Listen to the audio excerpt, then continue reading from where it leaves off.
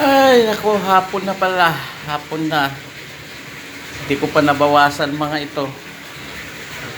Ay, ang dami. Full pack. Diyos ko, Lord.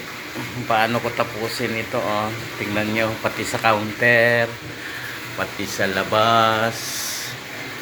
Napuno. Kanina pa ako nagde-deliver. Hindi ko mai-deliver lahat to. Mayroon na namang hugasan doon. Nothing. Ito, mas marami kanina kasi nabawasan ko na. Ayun, la, nako, Diyos ko, paano na to? Si Joby ang nag-refill kasi naawa na siya sa akin. Ayan, tambak-tambak. Buti nga, nabawasan yan. Kanina, hindi makadaan dyan sa loob. Oo, ayan. Ay, karga ko na naman yan, i-deliver ko yan. Bukas na yung iba. Wala na, patay-patay na. Thank you, Lord, sa mga blessing. Ayan, oh. Ayan, napuno, oh, yung bahay ni Bergie. Ayan, dito napuno rin kanina kaya, pero nabawasan ko na. So nakadeliver na ako ng 50 mahigit siguro, plus ito pa. Kaya nagkakarga na naman ako ng tubig.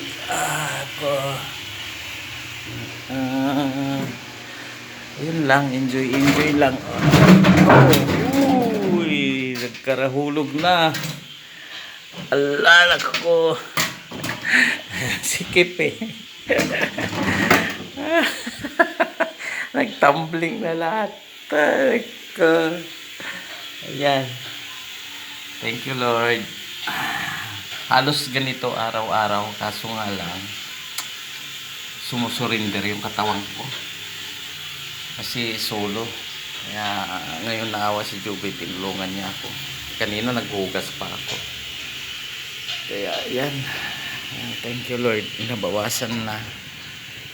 Ayun na, oh. Yan. Oh, ayan na ang bahay ni Bergie. Oh, may plywood dyan, oh. Pinagtakip ko kasi lakas ng ulan. Oh, thank you, God bless.